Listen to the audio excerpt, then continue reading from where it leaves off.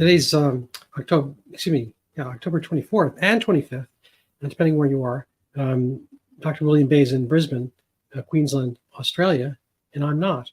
So he has a day's jump on us. And I have him on the show because I'd like to hear about who actually treats a patient in Australia. As a mild preface, there was this, I don't know if you remember, there was this thing called a pandemic a couple of years ago. And, all kinds of, rationality and medical sense got turned upside down. Dr. Bay has been a fighter, and I'd like to hear a little bit about, how your efforts fell in the context of COVID-19, some of the authoritarian aspects thereof, what was the repercussions, ramifications for you, and how have you fought back, and where does that stand right now? And then in the larger sense, what happened in Australia? What was in my view, the kind of excessive lunacy that was going on in what we thought was kind of a liberal democratic country and a bastion of free speech and so forth. So with that introduction, William, can you tell us a little bit about your story and how it plays into the larger one? Yeah, thanks, Randy. It's important that these issues continue to be discussed because overall I think that the balance between the doctor and the state has not been resolved favourably in favour of the doctor, and so that's why these battles must go on. But to recap what's happened to me over the last 2.5 years is that initially I was very distressed about the lack of informed consent that was occurring with the vaccines, the COVID vaccines, Pfizer, Moderna, AstraZeneca that we had here in Australia as well. I was concerned about that because the medical regulator in Australia, which is called ARPRA, or the Australian Health Practitioner Regulation Agency, which works in conjunction with the Medical Board of Australia to supposedly regulate doctors and other health practitioners in Australia, they issued what's called a position statement on the 9th of March 2021, where they emailed all of us and said that you can no longer criticize, the medical regulator or the vaccines without threat of regulatory action, which meant basically deregistration or suspension until then. And that is exactly what happened to me, because I found that email revolting and inconsistent with the ethics required and perhaps even the legalities required to be a doctor for patients, because as we all should know, one cannot have or give informed consent if all the facts are not on the table. So I rebelled against that directive from the medical regulator, and I achieved that rebellion by creating a protest group in my state called the Queensland People's Protest, where we engaged in approximately 45 demonstrations around Australia, in fact, to protest this lack of informed consent and this government overreach regarding whether we had the right to choose the vaccines or not, and the lockdowns and the state of emergencies that we had here in Australia. It was all tied up, I believe, in the commands issued to the medical regulator from globalist authorities like the World Economic Forum and the World Health Organization, and indeed from the United States of America, from the Federation of State Medical Boards and the International Association of Medical Regulatory Authorities, AHPRA, coming from Texas, that seem to work very closely with our medical regulators here to suppress free speech. As I said, I rebelled against that and continue to speak against the vaccines, including a significant protest or speech at the AMA, the Australian Medical Association National Conference, on the 29th of July 2022, where I perhaps famously or infamously interrupted that conference and declared that there were problems with the vaccines, that the doctors of Australia, including the government, were gaslighting patients, and that natural immunity did have a very significant role to play in providing protection for the COVID virus. For that little outburst, that got me a hearing before the Medical Board of Australia. And in that hearing, they determined, without letting me attend the hearing in person, by the way, nor did they let me attend it virtually either, because they were distressed to see there were supporters standing behind me on the virtual link-up. They kicked me out of that hearing, and then the very next day suspended me indefinitely as a medical practitioner in Australia, which to this very day I continue to remain suspended, cannot practice. And until the Supreme Court trial I had a few days ago this week, I was actually not even allowed to work in any job at all, really, Randy. I had to get the win, which I did this week, that the medical regulator had at least overstepped the mark by issuing me a letter on the 18th of August 2022 when they said I could not practice in any role, teaching, administration, research, whether paid or unpaid. That's how insane these government agencies think they are. So this week was my trial, and I'm hoping for a good outcome to get freedom of speech and informed consent back in this country. Well, God bless you for that. I mean, it's a difficult struggle. How have you managed to stay afloat, both spiritually and financially? The entire journey for freedom of speech and informed consent with this issue has been based upon and supported by and led by the Holy Spirit and Jesus Christ, my Savior and Lord, Randy. And without his guidance and support, I could not go on. But certainly in terms of physical help, the donations of people, my supporters, have enabled me to keep fighting the government. And really that is what is required, because the war chest to fight a war is necessary to win a war. So you did get a case in front of the Supreme Court. Is that the national Supreme Court? Is that a state Supreme Court? What level? Yeah, so this was before the Queensland Supreme Court, which is the state Supreme Court. I had taken the matter to the High Court of Australia last year as well, which is the equivalent to the United States Supreme Court. That matter was then referred back to the Queensland Supreme Court, which is why I'm here now. So the same matter, which is that I'm suing the medical regulator and the government for the last 2 years, that same matter has been ongoing. And it's only now, finally, has the submissions been heard orally in the Supreme Court, and we're expecting a final judgment in the next 2 to 3 weeks. But as I said, I did get that successful preliminary ruling that letter banning me from working basically in any role other than a doctor was not valid. Did you represent yourself? I assume you did certain parts along the way, but at the Supreme Court level, did you do pro se? Yes, I'm entirely self-represented, both at the Supreme and High Courts, and continue to be so in regards to that. I am getting prosecuted by the government in another forum, in a tribunal called QCAT, or the Queensland Civil and Administrative Tribunal. I have engaged solicitors and barristers there due to the help of my medical defence organisation. But in the matter where I'm suing them, it's just me against. I had 10 lawyers against me this week, Randy. Did you become a legal expert? I assume you have people advising you or with you on this. I think that a lot can be gained from reading the law. And as I pointed out to my learned opposition in the trial this week, they had not understood the law properly at all. And fortunately, because this trial has taken so long, there are now judges around Australia who agree with me, and I was able to reference case law to show that my analysis of the law was in fact correct. So there's a lot of homework that these lawyers need to do, but I can understand that they got things wrong with this law, because the essential part of what's happened here in Australia, Randy, is that they've moved away from state regulations and state medical boards and state law into what's called national law.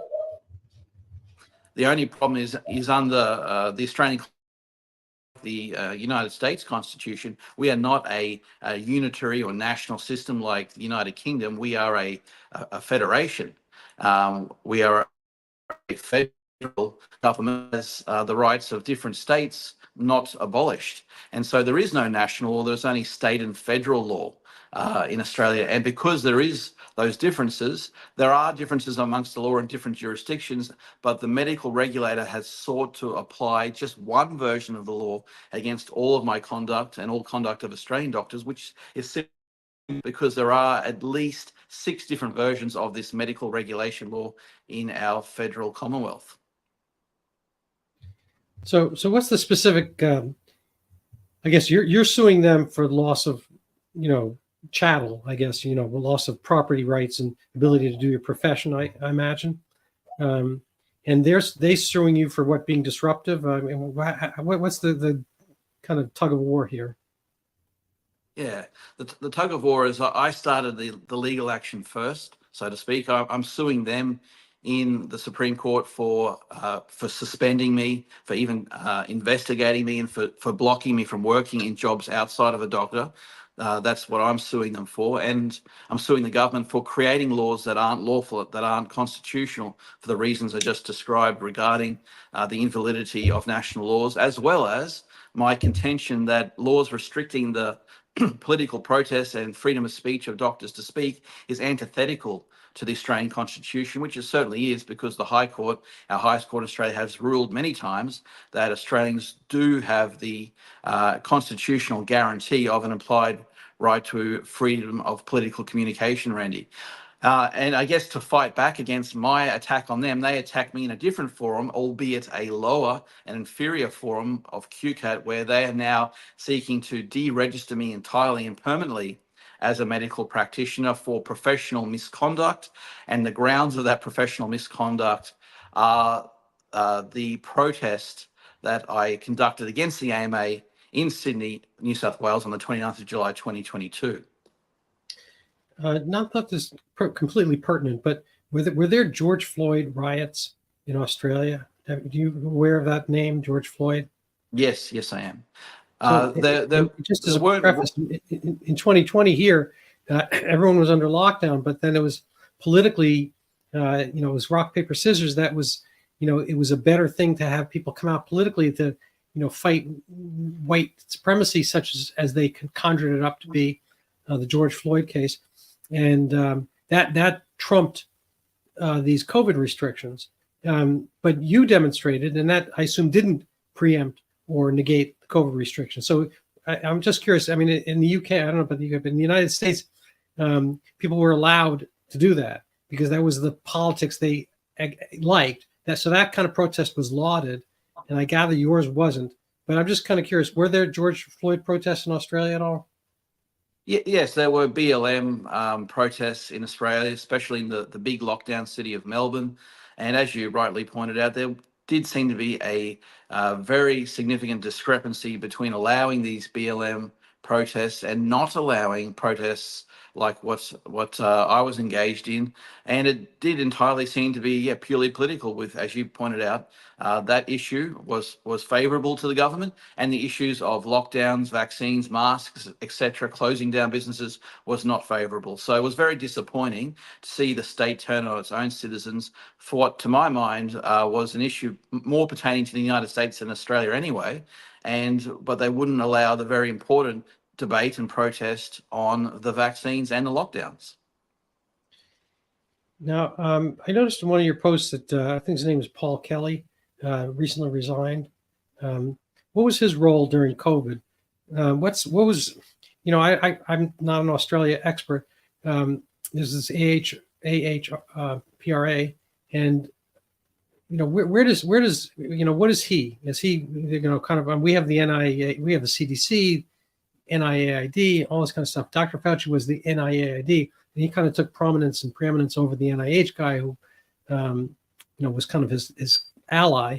But where did this play out in Australia? And I guess the central thing I'd like to know is why was it that people were so hounded in Australia and treated as if they were zombies if they wanted to go outside and consort, and do things that were perfectly healthful, healthy, people would say, to themselves if they were kids and running around and playing, which, again, like the BLM exemption, would be a good mental health benefit, and parks and whatnot were hugely locked down in Australia, and people were beaten by the police, from what I saw, for, any type of, quote unquote, civil disobedience of walking their dogs and so forth.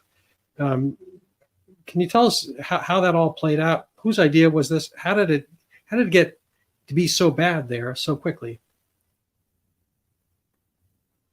Yeah, well, first of all, in regards to Professor Paul Kelly, he was the chief medical officer in Australia during the pandemic, and until recently, he's equivalent to Dr. Anthony Fauci, I believe, in both negative effects and in his position.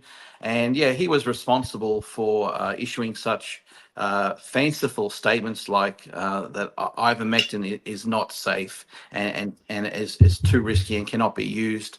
And so he was specifically one of the doctors that I called out at that protest for the AMA for gaslighting and lying to the doctors of Australia and leading us in the wrong direction.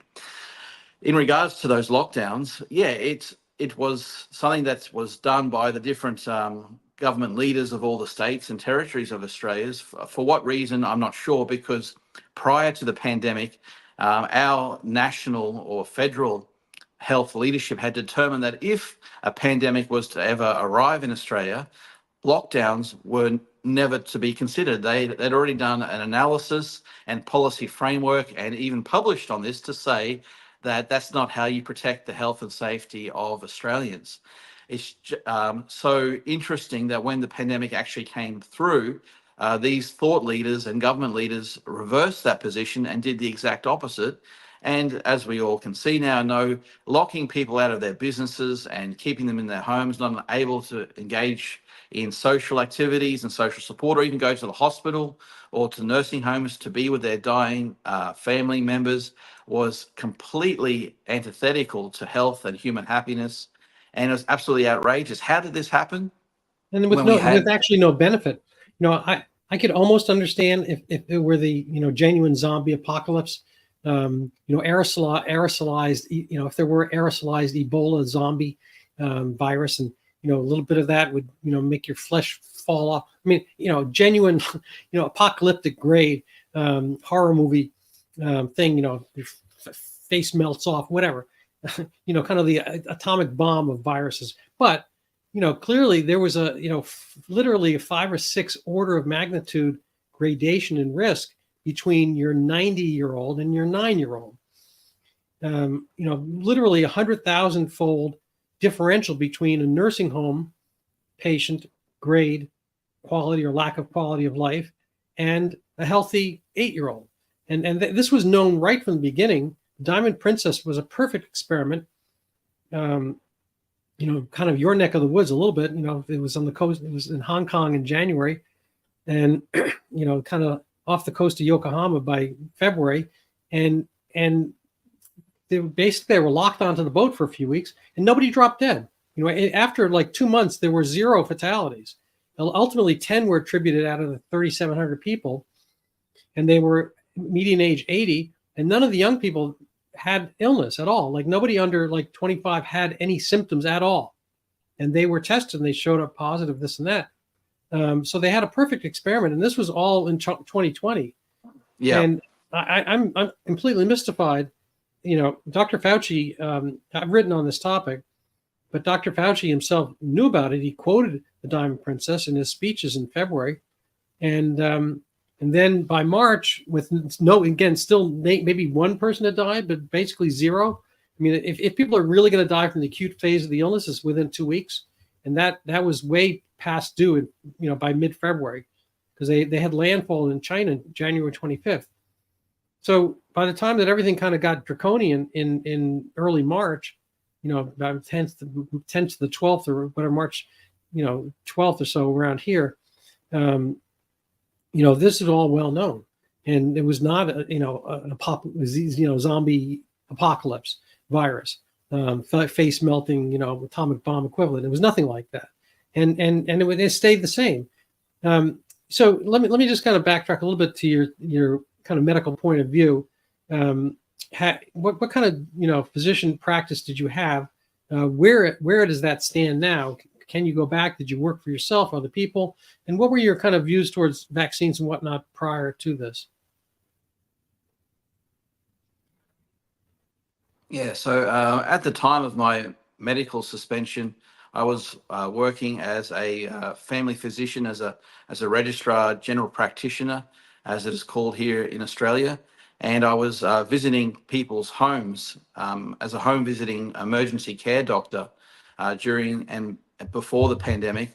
And what I most remember about the pandemic and the lockdown was that my business and the larger business that I worked in conjunction with all across Australia, who provided emergency care to patients in their homes, we were almost out of business, Randy. We almost went kaput, bankrupt, because nobody was ill. Nobody was sick. I'd never seen such health in the community. And I just remember sitting at the side of the road for hours waiting for my next appointment with a patient.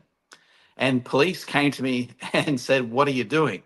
You seem to be loitering and threatening this business I was sitting outside of." And I was like, "I'm a doctor trying to help people, but nobody's sick." And it was just so ironic. Prior to me being a medical practitioner, I was involved in different occupations, teaching, administration, finance.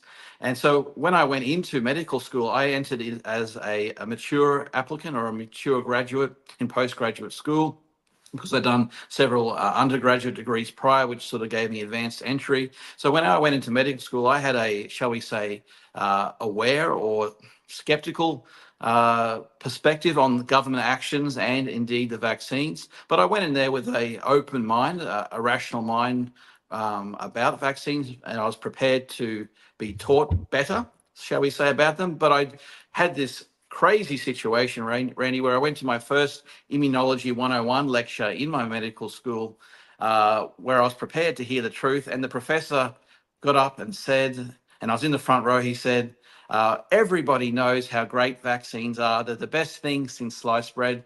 Therefore, we do not need to talk on them today. And so we should just move on to other things." And I was aghast, and I was like, "Oh my God!" My skepticism was completely well-founded. There is no comparative studies. There are no bases for this position that vaccines get as an unassailable therapeutic in this country or indeed around the world. So that really cemented my skepticism of the vaccines. But, I continued to provide informed consent for my patients on vaccines who wanted them. That was my job and my duty. But when the COVID pandemic came around and the government issued that statement that I was not allowed to give the other side of the story, that's where I snapped professionally and pushed back against this government overreach. Yeah, no, it's a craziness. I'm a primary care physician, and I have given out thousands of vaccines. And I was not a vaccine skeptic per se. I think vaccines have done marvelous things, but I think it's the over. It was, I think, beginning 1986 with the we hear it's the NCVIA, the National Childhood Vaccine Immunization Act, but basically gave liability if you had a vaccine. And so at the time, and I'm old enough to have been practicing in the 1980s, and I think we had a total of maybe 8 vaccines by the time you were in puberty. 8 separate episodes, some repeats, some boosters or whatever. So it was basically, tetanus and MMR, polio. Those are the nucleus. I guess DPT, diphtheria, pertussis, tetanus, measles, mumps, rubella, and this is kind of past the age of smallpox.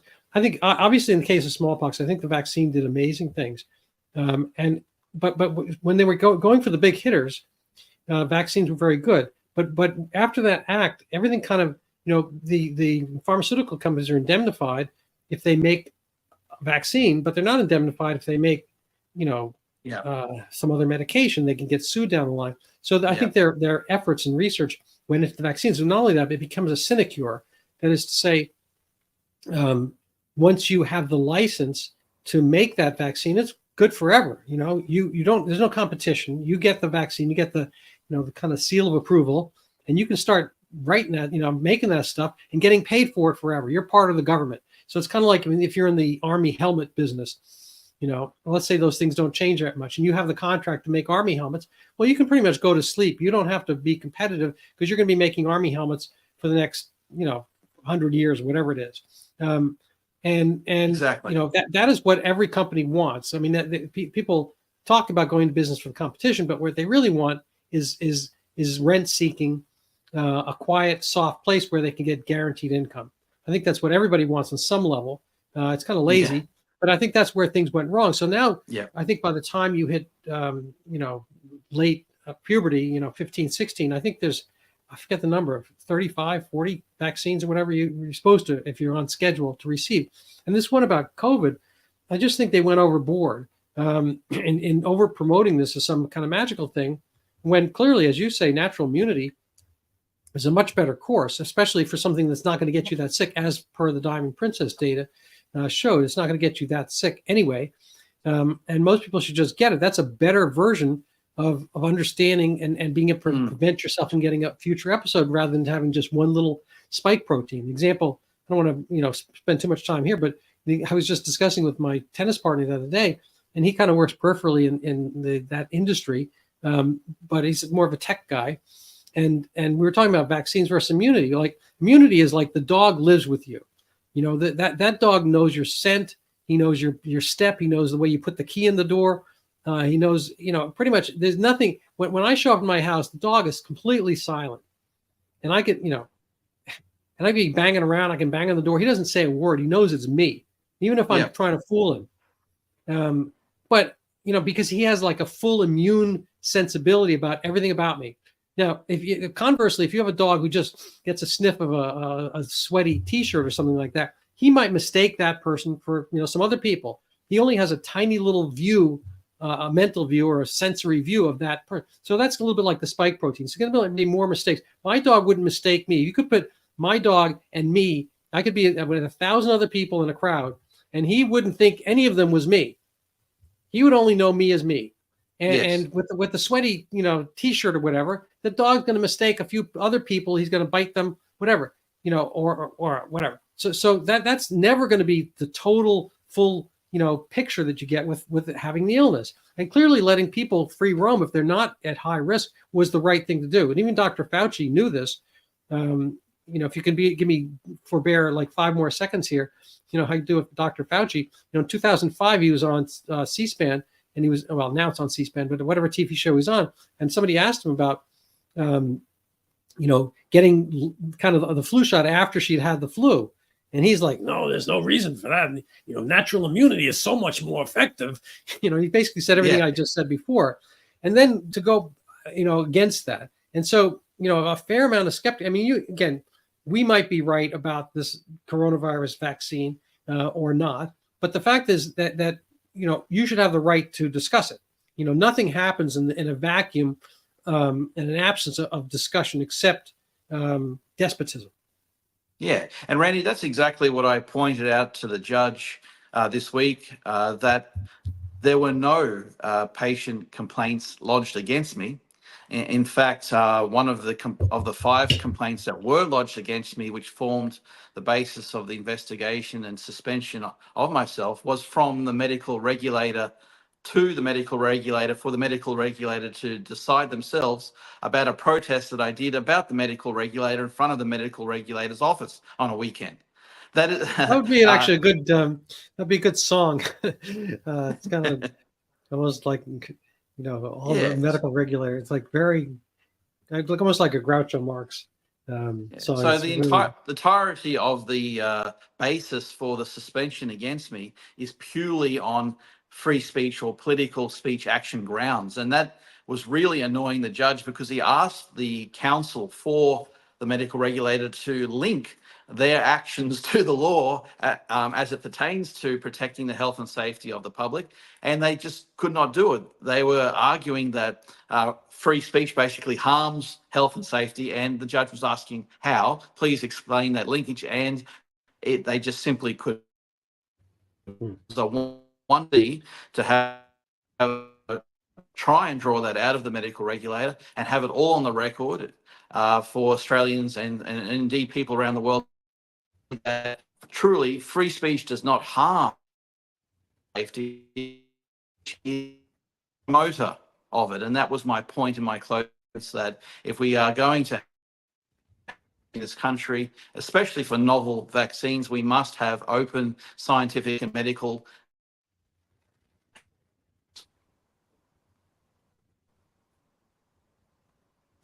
Yeah, no, I completely agree. Your connection is getting a little fuzzy, so we might, kind of carry on a little bit now if we can, and maybe catch up another time when the 5G fairies are a little bit more favorable to us. But in closing, what can people do to kind of help your cause, and how can they get better informed about medical free speech?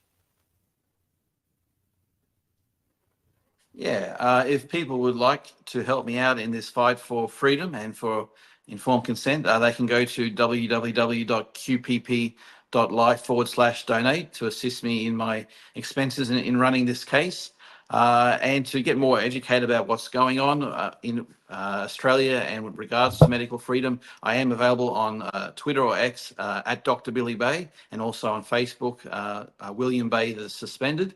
And yeah, I just want to say, Randy, that what you're doing as a physician in interviewing me seems to be, on the surface, just a very normal conversation, but it's so actually important and helpful and fundamental to freedom and indeed health and safety of people, and even in this country. And it just amazes me that you have the rights, the protections in your country to do this interview, whereas in Australia, to be a doctor and to talk to me, you actually have to give up your license first. Oh my No God, doctor. serious? Oh, Wow. absolutely. No doctor has ever interviewed me in Australia, because to do so would be an immediate suspension, deregistration. And so your They First can't Amendment, they God can't bless it. talk to you.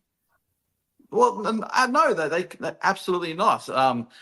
It is an entirely disallowed thing, because until I win my case, as I've said, they are equating free speech, political speech against the government vaccines as patient harm. You see, that's why doctors cannot maintain their oath, maintain their registration, if they are seen to be speaking or endorsing dissident political views like mine. Well, that's incredible. So here's the Queensland People's Protest.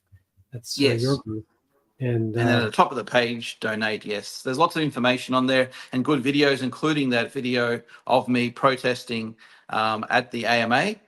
So yeah, check it all out. It's quite bizarre what can happen when you take away the right of free speech to doctors and patients in Australia. well, do you have a family, kind of by your side? There's always a cost when one's income and career is threatened. So this action of standing up against the government did result in the breakdown of my marriage, and a lot of fractured relations between families and friends. But that's okay. Uh, the fight goes on, and I firmly believe that these fundamental principles of freedom of speech and informed consent are very helpful to all my friends and family, and indeed myself and my patients. And regardless of any problems that have occurred, we all benefit in the end once we get that free speech and informed consent back again. No, I agree. The irony, I mean, not irony, coincidence is I had a case docketed at the Supreme Court of the United States for medical free speech. I was suspended in 2014 before COVID because I was treating people for narcotic de-addiction to get off drugs with Suboxone, and I maintained that addiction wasn't a disease, and I was doing not the maintenance approach, but to get people clean and sober. And I had a high flux of people. I saw probably 1,500, 2,000 different people over about 8 years, and about 3,000, I don't know, somewhere 2,500 different startups to get people off drugs. Some were repeat customers, and they were down the road. And I would get, because I had such a high volume, and they have a lot of stress and difficulties in their own lives. Every now and then I get a complaint, and the complaints were sometimes childish and angry and absurd, and I would be able to fob them off. But one guy made a very effective, false complaint because he was angry at me, and the board went with it, and it fell apart. Under the scrutiny of light, it just dissolved away. But my career was kind of broken because they kept me suspended for a number of years. And so I had a kind of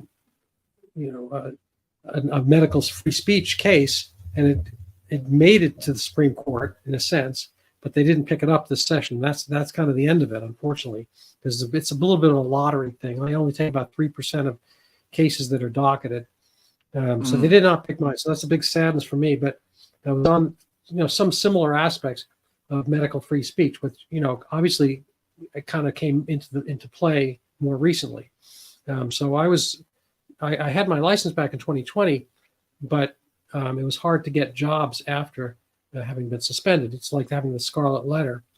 People just assume the worst. There's smoke, there's fire. And so I had to practice my own for almost 30 years. And I treated people in the same town through generations. And it was, a joy of my life. I mean, I have other joys now, and I'm working at another place, but not my own. And I like it. But it's given me a whole different perspective, so not that this is how things are going to play out for you, but I turned to medical writing. I have a book out about the Zika microcephaly pandemic, which disappeared. Nobody's explained why. So there's a lot of breaks in what is, kind of medicine. People all think it's all just, as solid as the walls around you, but not all of it is. Some of it's just made of tissue paper and cotton candy, and should not, withstand, harsh light or scrutiny, but it's withheld or held up because, people do things that people do. And in the case of Zika microcephaly, once they, crafted out $1 billion to help, find the answer, they're not going to say, what, we don't really think the problem's there in the first place. Here's your money back. So a lot of institutions are very good at keeping the institutions alive, a little bit like the way you phrased that with the medical boards. So, I hope the judges see your case fairly. They can be very, narrow sometimes in these court issues. That was kind of our problems along the way. The reason we got to the Supreme Court initially in the first place is that the lower courts didn't see it my way, as a, kind of almost like an antitrust case where these medical boards are protecting themselves and favored opinions and favored, groups within their profession. In my case, they're favoring more the methadone maintenance world. That is a big income thing because they've medicalized narcotic addiction and they can keep people on it for, indefinitely, and the clinics make money on it. And so there are other things that are getting medicalized we'll see along the way, sex changes and, quote unquote, and all kinds of things are getting medicalized that never were. And vaccines, are medicalizing a lot of problems that don't need medicalizing. And so they've just kind of expanded their turf, and we have to, hold back. I'm not against vaccines. I think that some of them are very useful, but I don't think every vaccine is for every person at every moment. Like, for instance, there's a yellow fever vaccine, and I assume that I would get it if I, went to the jungles, in West Africa. I'd be like, oh, that would be super awesome to get that, if I were doing jungle work. But even if I were going to Lagos or whatever, I probably wouldn't. If I were just doing a conference in Lagos and I'm just doing urban stuff, I'm not going to get the yellow. No reason, because there's side effects from it. There's a vaccine for dengue. And I have no intention of getting that vaccine unless I wind up, I don't know, in the Philippines or something like that. Who knows? But so there are a lot of vaccines out there, but not everybody should get it because you're not going to get that thing. And not everybody should get every vaccine because you're not, even if you had the illness, you're not that bad off. That's the case of COVID. So I think they just, totally, painted every wall. They painted, if you had a paintbrush and you decided to paint the room, and they paint the doorknobs, they paint the bed, they paint the books, they just overpainted the place with COVID vaccine. And they just needed to do a tiny little touch up on a certain few places on the elderly and whatnot. And that would have been that. But, I think greed is an intoxicant.